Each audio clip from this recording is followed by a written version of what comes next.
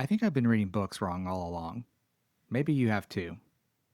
I feel like I had a bit of a breakthrough this week. It wasn't some grand revelation, but a quiet whisper of insight that came while I was reading this book.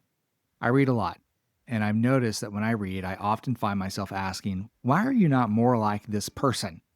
After all, this person is being featured in a book, or they've written the book, and therefore, they must have it all figured out, and their life should serve as a role model, right? Yeah, I don't think so. And I can't believe that this didn't hit me until this week. And here's what hit me.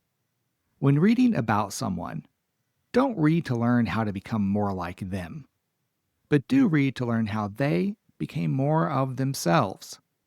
And there's a profound distinction between these two. When you read to become like someone else, you step into the comparison trap. Now, one of the benefits of social media, I don't like social media very much, but one of the things that it is teaching us is how awful, unfair, unrealistic, and utter bullshit it is to compare ourselves to anyone. Maybe you've seen the account Influencers in the Wild.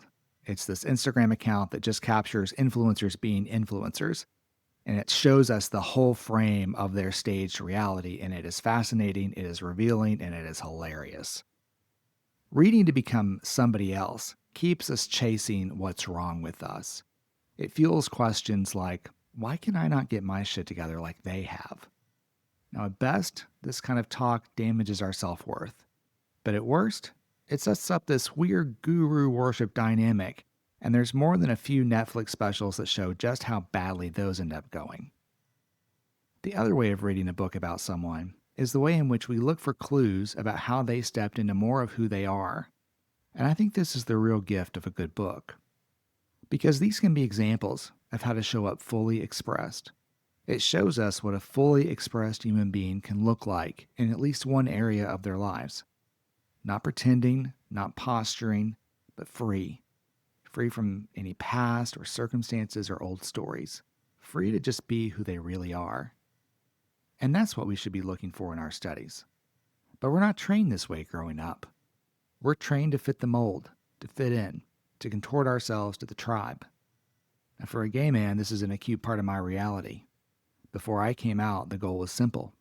Don't get outed. Blend in. Match what is socially acceptable amongst the other boys. My mission in life was to tell other people a story about what they should see in me. And that story was, I am just like you. And if you want to tell a good story, a believable story, any good storyteller is going to tell you that the secret is that you've got to believe it yourself. And unless you wake up to the fairy tale, you're going to continue to believe that. But the fact is, I am different. And not just because of my sexuality. I feel differently. I think differently. I learn differently. I express myself differently. Books have been a refuge for me. They've made me feel less lonely because I can read about another person who's experienced the world in similar ways. And a gifted writer can convey that experience in a way that, at least for a minute, makes me feel seen and understood. But where I've gotten it wrong has been trying to take a small part of their experience, and because I related to it, making their entire lives the model for my own. That's a mistake. I am finally, after almost 45 years, coming to terms with the fact that I am different. I am not mass media appealing. Most people do not like me when they first meet me. They think that I don't like them and that I'm standoffish, but that's just not true. What I'm actually doing is I'm watching you and I'm learning about you and I'm trying to understand you. I don't feel the need to perform for you just so I can manipulate your impression of me. Now, if I wanted to have more friends, maybe that's a skill I should learn. But I'm realizing that I would rather get better at expressing who I really am, even if that doesn't win me any popularity contest. Because if my life can feel better, even if it doesn't look better from the outside, I'm okay with that. So how do we step more fully into who we really are? Well, the first step is we have to know who we are. I could and probably will one day spend an entire lesson on this one point, but let me make it quickly here. It's probably best revealed by thinking about dismembering ourselves, okay? So if we cut off an arm, are we still us? Yeah, of course we are.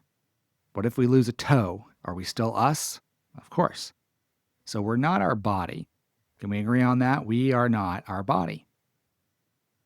When we want the people closest to us to compliment us, what do we really want them to compliment? Our ass? Our good rack? I mean, maybe. But ultimately, we're more than tits and ass, and we want people who love us to see all of us, not just our physical attributes, right? We want them to see us. And I think what that us is actually our sensibilities, our character, our values. It's what we love, what we hate, what we take a stand for. That's the us that I think we want others to see. And I think that's ultimately who we are. If you want to get really nerdy on this, look up the philosophy of John Locke on personal identity and go down that rabbit hole. So, how do we lean into who we are? First, we have to know who we are, our values, our character, our sensibility. Identify those. This is a great exercise to journal. What are your values? What's important to you? What are the virtues that you want to hold and pass down? And then step 2 is to accept these things without apology. Stop apologizing for who you are. If you're smart, fucking own it. If you're kind and generous, stop trying to hide it and apologize for it. If you're a ruthless business person, just own it. At least be ruthless to our face. Stop apologizing for who you are. Stop trying to hide it. Stop trying to suppress it. Stop shrinking. And the third step I would recommend is to build community around those things that you've identified. Put yourself in the company of other people who are equally unapologetic for being exactly who they are, for caring about the things that are important to both of you, who get worked up and passionate about the things that matter to you. And stop putting yourself in the company of those who are only pretending. So I was reading this book this week, and I caught myself thinking about how I could retrace this guy's steps and be this guy and create a life and success like he did. And I woke up immediately and thought, there's no way. You are never going to have this guy's story. No matter how hard you try, no matter what you go back to school for, no matter what, you are never going to live that guy's story. But you can, Chad Peevy, live one hell of a story of your own. It may not be what you thought it was going to be. It might not be the one that everyone else expects it to be, but it can still be pretty great. And great requires that I be more of myself, not less. You have got to be more of yourself, not less. That's fulfillment. And isn't that what we all want? When we stop chasing happiness and success and money, at the end of the day, don't we just want to feel fulfilled? The root of that word, fulfillment, comes from the ideas of being whole or full. In other words, being the entire thing.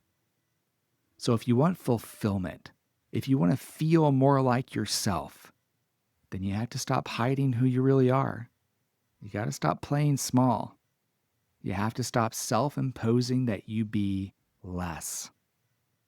Until next time, may you have joy, peace, and happiness, good health and well-being, a life of ease and prosperity, the courage to get what you want from this life, the clarity to know what that is, the imagination to not sell yourself short, and the discipline to see it through.